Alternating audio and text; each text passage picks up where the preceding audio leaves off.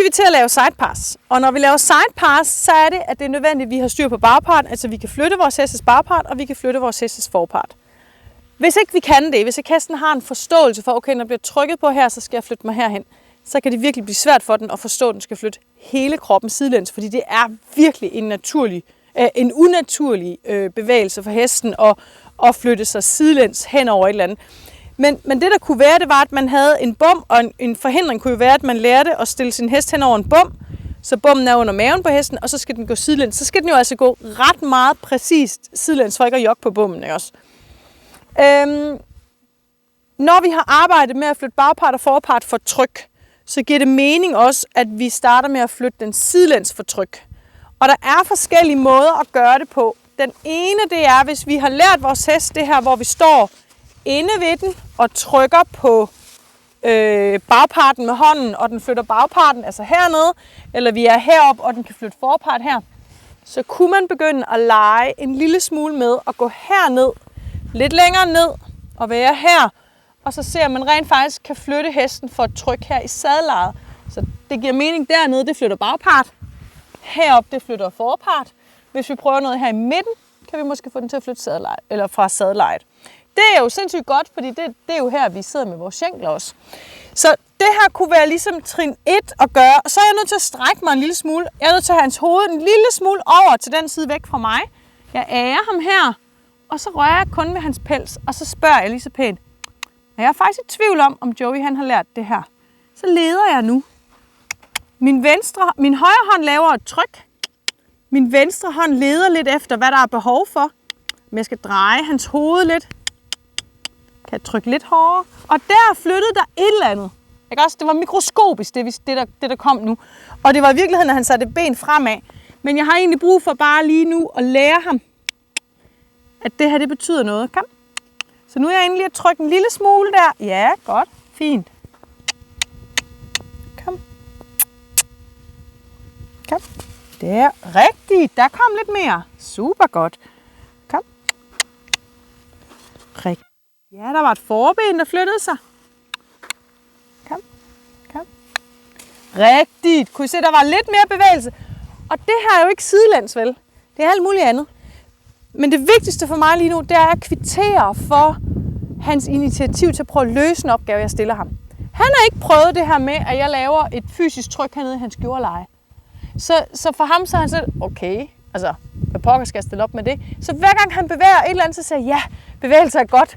Det sværeste at arbejde med på en hest, det er en hest, der bare står stille. Så jeg vil gerne have, at han bevæger sig, ikke også? Så nu gør vi lige igen. Kom. Kom. Og grunden til, at jeg lige snakker lidt her, det er fordi, ja, fint, godt Joey. Det er fordi, jeg har det er fordi, jeg kan samle energi op ved at sige mit stemmesignal. Og den her klik med tungen, det er egentlig et skridtsignal til vores heste. Kom. Kom. Kom. Ja, kom. Kom. Kan I se det? Der var lidt mere sammenhæng imellem forben og bagben, ikke også? Det er jeg rigtig, rigtig, rigtig godt tilfreds med. Så det vi gør nu sender vi kameramanden lidt i den retning. Og så gør vi lige det næste her, der kan være med til at gøre. Nu går vi ud til hegnet. Prøv så at se her. Så skal du med herud, så du kan se mig fra siden af. Fordi det næste, der kunne ske og være lidt smart, det var, at man kunne prøve at øve det her ude i nærheden af hegnet. Fordi så giver det ikke så god mening at gå for meget fremad. Så jeg stiller mig op her igen. Kom. Flot. Nice. Og det er virkelig det her med at belønne forsøget, ikke også? I skal starte med lige så stille her. Kom.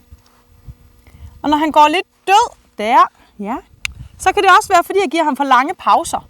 Jeg skal også stå og snakke lidt og sådan noget.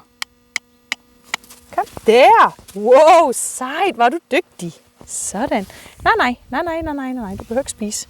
Kom, godt, så prøv igen. Ja, well done. Kom. Jeg kan godt forstå dig. Kom. Kom.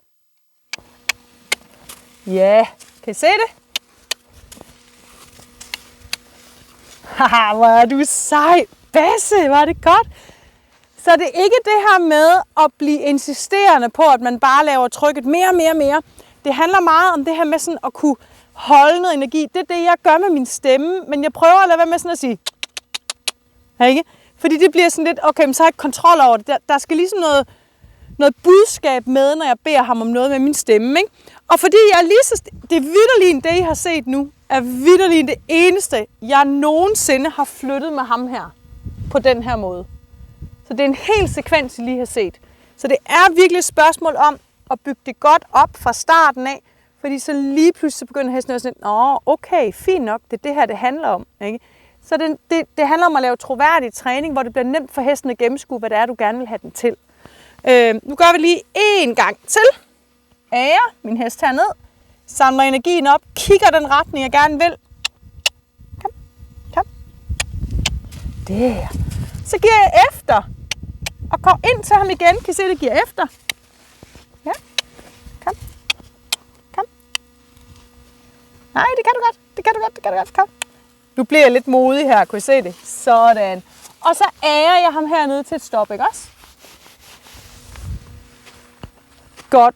Nu får Joey lov til at kun lave det her, for jeg kunne godt gå om på den anden side og begynde at gøre det derom.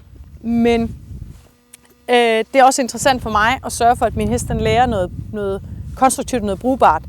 Så principperne er selvfølgelig det samme på den anden side af hesten. Jeg har bare ikke lige mod på, for jeg synes faktisk, han har gjort det så godt nu, så jeg kommer ikke lige til at gå om på den anden side og gøre det nu. Jeg vil ende min træningssession her, og så vil jeg gentage det igen i morgen. Og så vil jeg se på, om det var i morgen, jeg skulle prøve at træne det på den anden side. Men der sker virkelig ikke noget ved at lade hesten få en rigtig god fornemmelse af det på den ene side, før I begynder at træne på den anden side. Det kan tværtimod, det kan tværtimod være meget sværere for hesten at forstå, hvis man hele tiden skifter fra den ene side, den anden side, den ene side, den anden side. Og jeg ved godt, at det var sådan, vi gjorde det førhen, og det er også det, jeg selv har lært en hel masse af mine elever førhen. Det her med, at så hesten skal være lige god til det på begge øjne. Og det bliver den også. Man må altså godt lige bruge det fortrin, det er at sige, lige nu koncentrerer vi os lige om fra højre mod venstre, eller fra venstre mod højre. Og så når vi kan det, så kan man gå om på den anden side. God træning!